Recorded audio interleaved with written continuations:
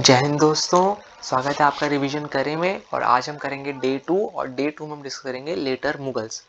ये letter Mughals क्या है, कौन कौन इसमें आते हैं, ठीक है, इन सब के बारे में डिस्कस करेंगे। देखते हैं लेटर मुगल्स में और क्या क्या है। ओके गाइज, सबसे पहला हमारा लेटर मुगल्स में हम डिस्कस करते हैं। तो एक्चुअली इनको लेटर मुगल्स बोलते क्यों हैं, ठीक है। First of all, later Mughals का मतलब है जो औरंगजेब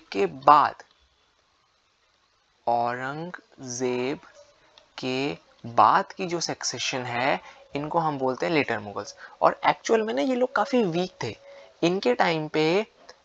जैसे औरंगजेब के और औरंगजेब से पहले के टाइम पे क्या हुआ, एक्सपेंशन हुआ मुगल का, है ना। क्या हुआ, एक्सपेंशन हुआ। लेकिन लेटर मुगल टाइम पे एक्सपेंशन तो दूर की बात है, उल्टा कॉन्ट्रैक्शन हुआ। मतलब धीरे धीरे करके जितने भी इन्होंने कवर कर रखे थे वो सारे उनसे अलग होते रहे। तो बेसिकली हुआ क्या, जो औरंगजेब के सक्सेशन थे, ठीक है, औरंगजेब के जो बेटे थे, ठीक है, जिसमें से एक था प्रिंस मुअज्जम। ओके, एक था प्रिंस मुअज्जम। अब इस प्रिंस मुअज्जम ने क्या करा, इसने अपने दोनों भाइयों को मार दिया। किसको, आजम को एंड कम्बकश को। कम्बकश। तो प्रिंस मुअज्जम ने इन दोनों को क्या कर दिया, मार दिया, किल कर दिया। क्यों, ताकि मैं थ्रोन पर आ जाऊं। और थ्रोन पर आने के बाद इसी का नाम क्या पड़ा, बहादुर शाह वन। क्या पड़ा, बहादुर शाह वन। ओके, सबसे पहले डिस्कस करते हैं इस बहादुर शाह वन के बारे में। ठीक, तो कौन है सबसे लेटर मुगल में, सबसे पहला कौन है, it is my Bahadur Shah. Okay, let's see, Bahadur Shah one. और इसने कब से कब तक करा, 1707 से 1712 तक। लेट्स सी ब्रीफ में इसने क्या क्या करा।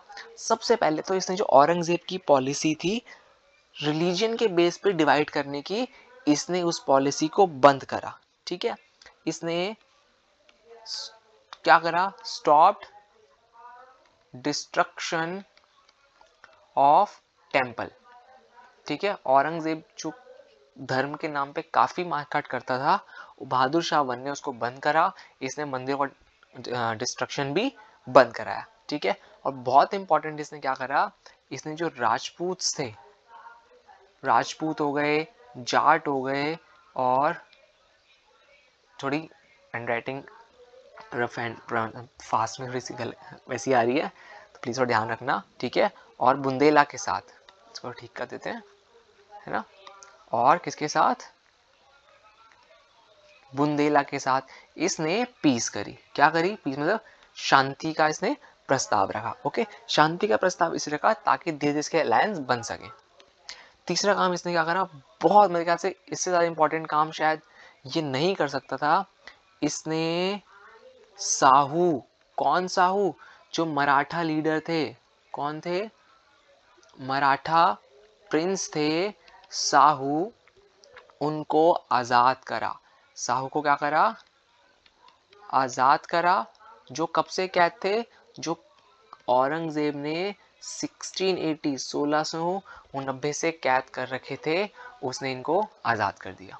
ठीक है, एक और इम्पोर्टेंट काम क्या करा, इन्होंने बहुत ही हाई पोजीशन दी। किसको, गुरु गोविंद सिंह जी को, गुरु गोविंद सिंह जी को इसने बहुत ही हाई पोजीशन, हाई पोजीशन का मतलब क्या है, मनसब की पोजीशन। किसकी पोजीशन दी, मनसब की पोजीशन दी, किस में, अपने कोर्ट में। तो उससे क्या हुआ, कुछ टाइम के लिए सिख के साथ थोड़ा सा इनका, मुगल्स का आपस में थोड़ा सा ठीक रहा माहौल। लेकिन जैसे ही गुरु गोविंद सिंह साहब जी का स्वर्गवास हुआ, इन्होंने बंदा बहादुर की लीडरशिप में वापस रेबिलियन स्टार्ट कर दिया। ठीक है, और बहुत ही फनी बात है, बहुत ही वैसे है, इसको कहते थे शाह ए बेखबर, शाह ए बेखबर। शाह बेखबर का मतलब हेडलेस, हेडलेस किंग। क्यों कहते थे हेडलेस किंग? ऑब्वियसली बात है, क्योंकि जागीर और प्रमोशन तो ऐसे ही बांट देता था। क्यों? क्योंकि जागीर एंड प्रमोशन इजीली डिस्ट्रीब्यूट करता था। क्या करता था? इजीली डिस्ट्रीब्यूट करता था। तो ये था मेरा बहादुर शाह के बारे में। फटाफट से फिर से रिवाइज कर लेते हैं, ठीक है। कब? 1712 से 1707 से 1712 इसने औरंगजेब की पॉलिसी को हटाया, ठीक है। टेम्पल्स का जो डिस्ट्रक्शन था वो बंद कराया, राजपूत जाट्स बुंदेला के साथ पीस करी, साहू जो थे मराठा प्रिंस थे उनको आज़ाद करा, ठीक है। कब आज़ाद करा? 1690 में से। जो आज़ाद कब करा? नहीं, ये 1690 से कैद थे, 1690 से कैद से इनको इसने आज़ाद करा। आते ही गुरु गोविंद सिंह जी को मनसब पोजीशन दी, ठीक है।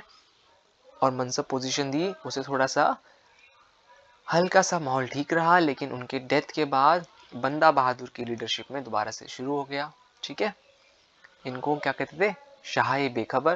क्यों कहते थे? क्योंकि जागीर प्रमोशन तो इजीली, मतलब ऐसा लगता है फ्री में बांट रहे हैं, है ना। तो ये था मेरा बहादुर शाह 1, ओके। नेक्स्ट करते हैं जहांगीर शाह। जहांगीर शाह, ओके।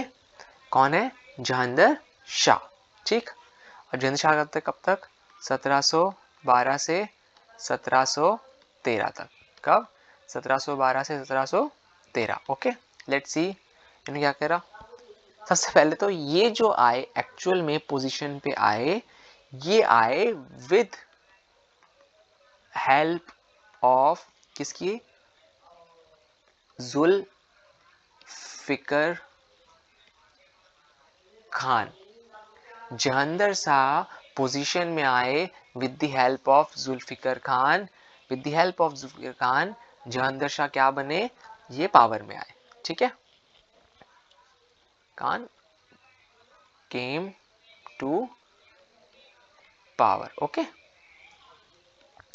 अब ये जो थे ना काफी, मतलब प्लेजर में, वाइन में और प्लेजर में काफी डूबे रहते थे, ठीक है। और जो सारा का सारा एडमिनिस्ट्रेशन था एडमिनिस्ट्रेशन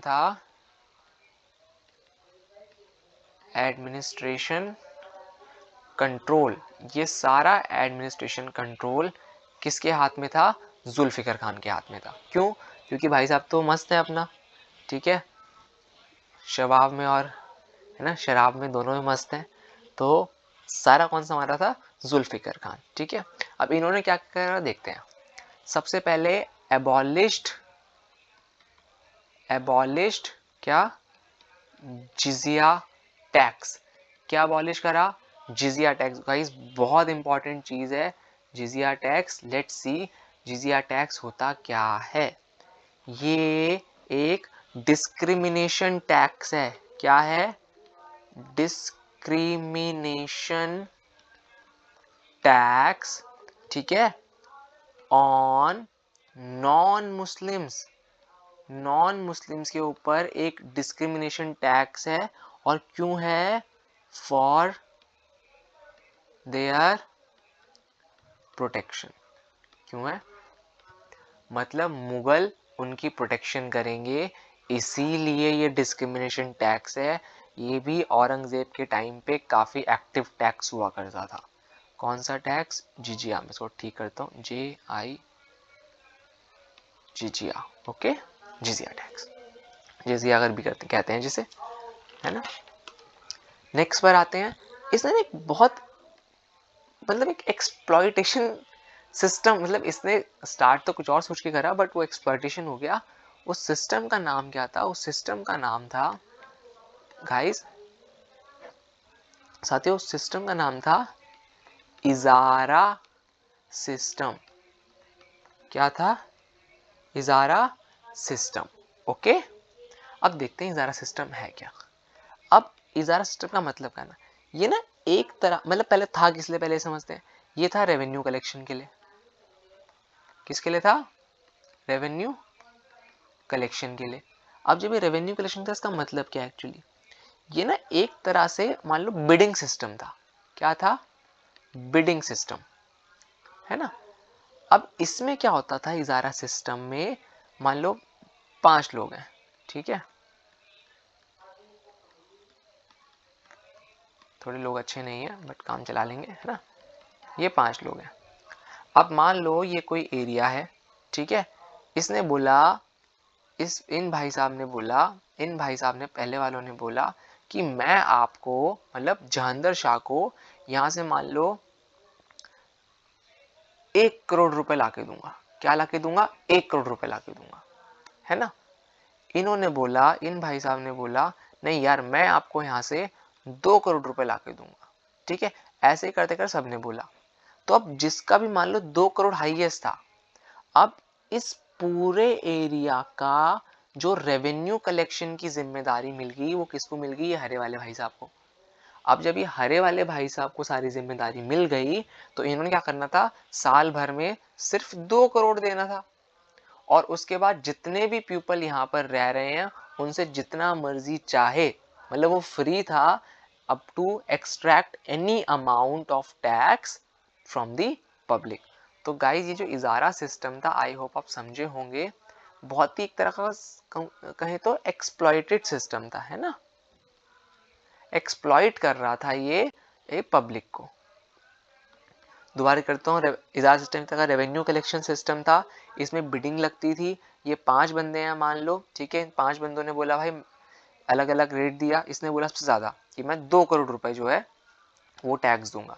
अब जो ये वाला पर्सन है, इसने 2 करोड़ दिए, ठीक है, 2 करोड़ दिए किसको?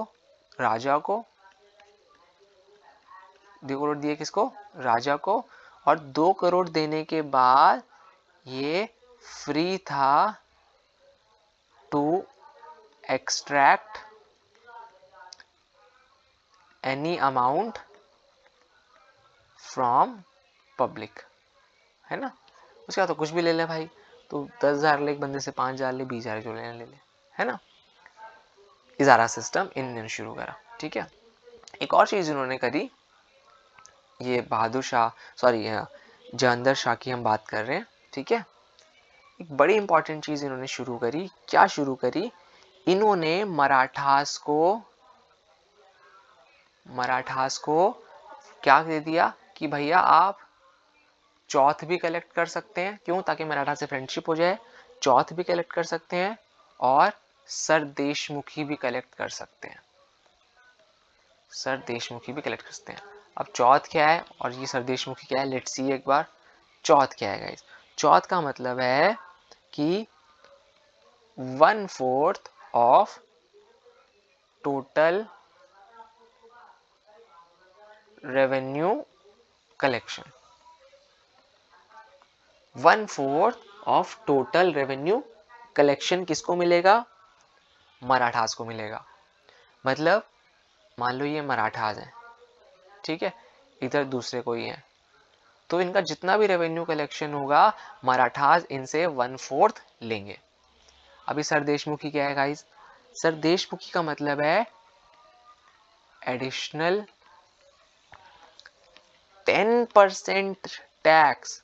Additional 10% tax. और एक किसने डिमांड करा? मराठा ने डिमांड करा, ठीक है। Additional 10% tax demanded by Maratha. Why? For being overlord of Deccan. Overlord of Deccan को पता है कुछ इस तरह से था, है ना। इधर ये पूरा मराठा का था लगभग इतना, है ना। अब ये जो है इनका थोड़ा सा ज्यादा पावरफुल थे यहाँ पे, है ना। कौन? मराठा ज्यादा पावरफुल थे, मराठा, है ना। अब जब ये ज्यादा पावरफुल थे तो इन्होंने नीचे वाले जो थे, ये डेक्कन का यहाँ पे हो गया, ठीक है, इधर हो गया, कर्नाटक एरिया में हो गया, इन सब से ये टैक्स कलेक्ट कर सकते थे। कितना? एडिशनल 10% और, है ना। ये था मेरा सर देशमुखी, ठीक है। बट मराठास ने क्या बोला? हमें चौथ भी दो, सर देशमुखी दो, और मराठा लोग क्या प्रोवाइड करेंगे? मराठा वी विल प्रोवाइड, हम क्या प्रोवाइड कराएंगे गाइस? हम प्रोवाइड कराएंगे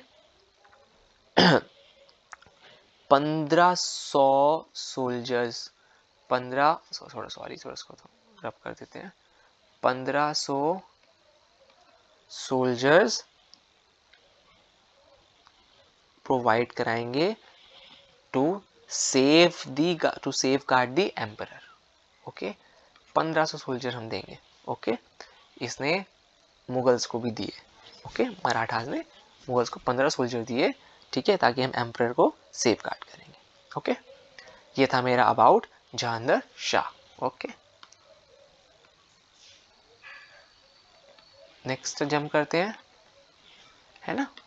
नेक्स्ट क्या थे हमारे हमारे अगले भाई साहब कौन आए? फारूक शियार। कौन आए? फारूक शियार। अब देखते हैं इन भाई साहब ने क्या क्या करा। भैया फारूक शियार, ठीक है, ये कब से कब तक थे? 1713 से 1719 तक, है ना। 6 साल इन्होंने राज करा, ठीक है। क्या क्या कारनामे करे क्या क्या हुआ इनके टाइम पे। अब देखो, चूंकि ना ये जो लेटर मुगल से काफी वीक थे, ठीक है, तो इनको ना किसी नोबल की हेल्प लेनी पड़ी। तो ये भाई साहब आए विद हेल्प ऑफ, किसकी मदद लेनी पड़ी? सैयद ब्रदर्स की। किसकी? सैयद ब्रदर्स की हेल्प लेनी पड़ी, है ना। अब जब सैयद ब्रदर्स की हेल्प ली तो भैया जिन भाई भी हेल्प लेंगे कुछ देना पड़ेगा। अब जो दोनों भाई थे, कौन? अब्दुल्ला खान, है ना, और अब्दुल्ला खान और हसन अली, ये जो दोनों ब्रदर्स थे, इन भाई साहब को इन्होंने बना दिया वजीर, मतलब सबसे इंपॉर्टेंट, है ना। और इनको बना दिया मीर बख्शी। अभी मीर बख्शी का मतलब क्या है यार? मीर बख्शी का मतलब है मतलब main general of the army. क्या मतलब? General of the army. किसको बनाया? हसन अली को, ठीक है। अब क्या था, ये जो दोनों लोग थे, है ना, ये जो दोनों लोग थे, ये हिंदुस्तानी ओरिजिन थे। क्या थे? हिंदुस्तानी ओरिजिन पीपल थे, इंडियन पीपल। तो इस वजह से इन्होंने अपने जो कोर्ट में किसको? मोर नंबर ऑफ हिंदूज को लाना स्टार्ट कर दिया। अब हिंदुस्तानी ओरिजिन पीपल है तो इन्होंने क्या करा? They incorporate large number of Hindus in administration. Okay, administration में लार्ज नंबर ऑफ हिंदूज को ले आए, ठीक है। बट बहुत इंपॉर्टेंट एक चीज है, ये जो दोनों भाई थे, कौन? अब्दुल्ला खान और Hasan Ali, they were not soft to Sikh leader Banda Bahadur. बंदा बहादुर को लेके ये बिल्कुल भी सॉफ्ट नहीं थे। तो बंदा बहादुर के साथ क्या करा? इन्होंने इसको गुरदासपुर से पकड़ा। कहां से पकड़ा? गुरदासपुर से कैप्चर करा, ठीक है, ठीक है। एंड कहां पे एग्जीक्यूट करा? दिल्ली में एग्जीक्यूट करा। दिल्ली में एग्जीक्यूशन किसका? बंदा बहादुर का। कब करा? 1716 में, ठीक है। अपने ये जो फारूक शियार था, इसको बीमारी हो गई। अब जब इसको बीमारी हुई तो ना इसका इलाज हो नहीं पा रहा था, तो तब एक ब्रिटिश सर्जन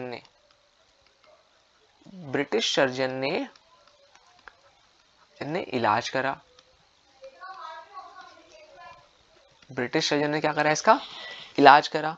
अब इलाज करने के भाई साहब इन्होंने क्या कर दिया, मतलब इन्होंने तो काया ही पलट दी देश की हमारे। क्यों पलट दी? अच्छे तरीके से नहीं, बुरे तरीके से। इन्होंने रॉयल फरमान दे दिया। क्या दे दिया? रॉयल फरमान। अब ये रॉयल फरमान किसे दे दिया भाई? ये रॉयल फरमान दे दिया ब्रिटिश को।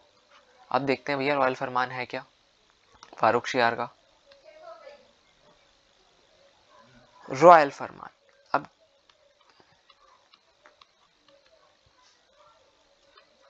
फरमान of 1717 to British East India company. देखते हैं भैया, बहुत इंपॉर्टेंट है गाइस, ये रॉयल फरमान को याद रखना है ना, royal farman of the to British East India company. Okay, now see, royal farman ने फारूक शियार में क्या कर दिया कि ड्यूटी फ्री ट्रेड कर सकते हैं। क्या कर सकते हैं? Duty free trade. कहां कहां से कर सकते हैं? From Bombay, Bengal and Madras. कहां कहां से कर सकते हैं? बॉम्बे, बंगाल और मद्रास से। ओके, दूसरा क्या बोला कि भाई अपने सिक्के छाप लो। ठीक है, परमिशन दे दी। क्या permission? To mint own coin and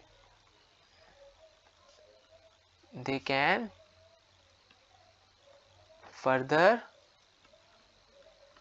fortify Calcutta. भैया बोल दिया कि अपने कर लो और कैलकाटा को थोड़ा जितना तुम्हें फोर्ट बनाना बना लो वहां पे। ठीक है, उसके बाद तीसरी बहुत बड़ी बेवकूफी क्या करी? ठीक है, कंपनी के जो लोग थे उनको अलाउ कर दिया प्राइवेट ट्रेड, बट उनको सेम टैक्स एज इंडियन। ठीक है, same tax as Indian traders. जितना इंडियन ट्रेडर्स टैक्स भर रहे थे उतना ही कौन भर सकता है? ब्रिटिश ईस्ट इंडिया कंपनी के लोग करते हैं। और भाई एज यूजुअल, जैसा कि ये शुरू से घोटाले करते आ रहे हैं, इन्होंने इस टैक्स में भी क्या करे? घोटाले करे, घोटाले करे। ठीक है, किसने करे? ब्रिटिश ईस्ट इंडिया कंपनी ने। क्यों? ताकि टैक्स को अवॉइड कर सके और ज्यादा ज्यादा पैसा कमा सके, है ना। अब हुआ क्या कि भैया सैयद ब्रदर्स का था वो ज्यादा हाथ था एडमिनिस्ट्रेशन में, है ना। अब पता लग गया तो फारूक शियार क्या करने लग गया? ये प्लानिंग करने लग गया। क्या करने लग गया? प्लानिंग करने लग गया। किसके अगेंस्ट? सैयद ब्रदर के अगेंस्ट। लेकिन भैया वो तो पहले चालू थे। ठीक है, तो क्या करा इसने? करी प्लानिंग अगेंस्ट सैयद ब्रदर्स, है ना। प्लानिंग करी सैयद ब्रदर्स के अगेंस्ट, बट ये मतलब ज़्यादा चालू थे ऑब्वियसली, तो इन्होंने क्या करा दिया? उसको मरवा दिया। ठीक है, सैयद ब्रदर इन्होंने किसको मरवा दिया? सैयद ब्रदर मरवा दिया किसको? फारूक शियार को मरवा दिया। किसकी हेल्प से? किसकी हेल्प से मरवाया? जान लो, हेल्प ऑफ मराठा पेशवा। सोचो, जिनसे दोस्ती कर रहे थे पहले, इनकी पहली जनरेशन, उनसे ही मरवा दिया। मराठा पेशवा। मराठा पेशवा कौन? बालाजी विश्वनाथ। कौन? भैया बालाजी विश्वनाथ से मरवा दिया, है ना। तो ये था मेरा अबाउट फारूक शियार। ओके, अब नेक्स्ट जो है लेटर मुगल्स की लाइनअप में, ये कोई और नहीं है, ये है मोहम्मद शाह। कौन है? मोहम्मद शाह। 1719 से 1748 तक काफी ज्यादा राज कराया उन्होंने तो यार। इतना लेटर मुगल्स में तो काफी ज्यादा ही है ये, क्योंकि बेचारे ज्यादा कुछ कर नहीं पा रहे थे, है ना। देखते हैं मोहम्मद शाह के बारे में भैया। अभी जो मोहम्मद थे इस टाइम तक सैयद पर जा चुके थे, तो ये जो आए, ये आए हेल्प ऑफ बहुत ही केपेबल नोबल, ठीक है, जिनका नाम था असफ जहां। क्या नाम था? असफ जहां। तो असफ जहां की वजह से आए। ठीक है, अब ये था असफ जो था, ये बड़ा तगड़ा बंदा था भाई साहब। इसने बोला कि भैया रिफॉर्म्स लाते हैं। क्या लाते हैं? रिफॉर्म्स लाते हैं। ठीक है, लेकिन मोहम्मद शाह भाई साहब थोड़े से ढीले डाले, इन्होंने कहा छोड़ो, क्या रिफॉर्म करने, रहने दो, है ना। अब इसी रिफॉर्म्स ना आने की वजह से क्या हुआ? मोहम्मद शाह के टाइम पे एम्पायर का ब्रेकडाउन शुरू हो गया। एम्पायर का ब्रेकडाउन शुरू हो गया। ठीक है, अब भैया ब्रेकडाउन शुरू होने था, क्यों शुरू हुआ? क्योंकि भाई साहब क्या थे? रंगीला। क्या थे? इनको रंगीला भी कहते थे। क्यों कहते थे? क्योंकि भाई फिजिकल प्लेजर और वही ना, शराब और शराब के नशे में ये भी चूर रहते थे। तो भैया एम्पायर भी क्या हो गया? चूर हो गया, है ना। तो शराब और शराब के नशे में चूर, इसलिए सपने भी चूर चूर। अब इसकी वजह से क्या हुआ, जब एम्पायर ब्रेकडाउन होना शुरू हुआ तो इनके टाइम पे क्या हुआ, जो इनके साथ थे, जैसे मान लो बंगाल था, है ना, वो इनके अंडर काम कर रहा था। अब धीरे धीरे क्या हुआ, सेमी इंडिपेंडेंट हो गया, ऑटोनॉमस बन गया। तो कब बन गया बंगाल? बना 1717 में। अवध और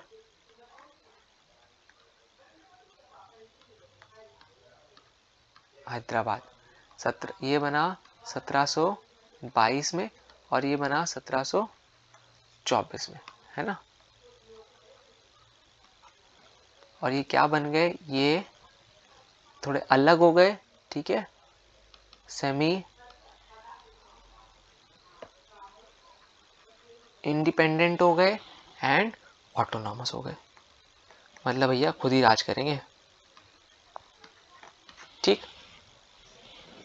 अब मोहम्मद शाह के टाइम पे क्या हुआ, एक अलग सी चीज हुई इनके टाइम पे ना, 1739 के आसपास। कब? 1739 के आसपास। टेंशन मतलब जितनी भी डेट्स हैं अपनी टाइमलाइन रेडी है, ठीक है, टाइमलाइन पे ऐड करते रहेंगे, टेंशन की बात नहीं है। 1739 में, ठीक है, क्या हुआ, नादिर शाह आया।